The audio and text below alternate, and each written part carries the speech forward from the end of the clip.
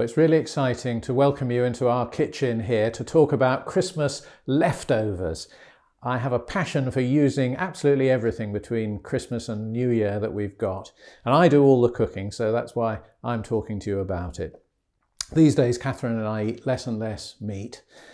But when we do have it, we think it's really important that we use every single bit of it. An animal has given its life to feed us, and we're not going to throw any of that into the bin.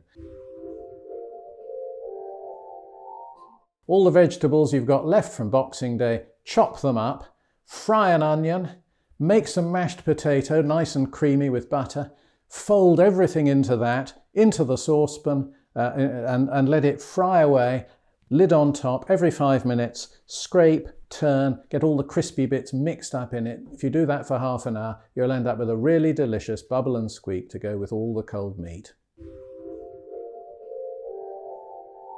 Turkey, diced ham, nice pieces of the meat, frying pan again. All my recipes begin like this. Chop an onion, begin frying it, and then add milk and make a white sauce in the pan, put in the meat, season, lots of pepper ground into it and all the rest, and get that really brought up to temperature. Meanwhile, I've made some pastry. Once a year for me, but I love doing it. I make the pastry, then it all goes into a deep dish, pastry on top, don't forget to make a hole in the middle, and the extra pastry for decoration. Glaze it into the oven, and a marvellous pie, one of the high spots of Christmas week, comes out, and whatever vegetables we haven't used, we cook them, and we've got them ready to have with it, and some good mashed potato. That's lovely. Turkey curry. That's where I use all the dark meat that's left and whatever other, you can use any scrappy bits of the turkey.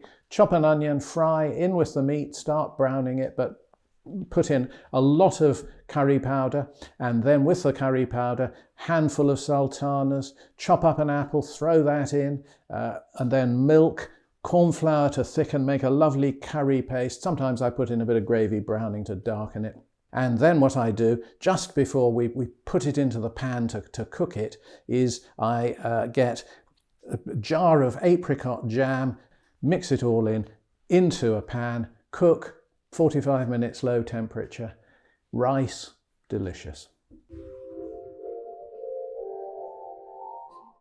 I chop up everything that's left, and again, chop an onion in the pan, in goes the stuff, I boil up, make a pan of rice, tip the rice in, mix it all around together, get it all kind of cooking and frying up.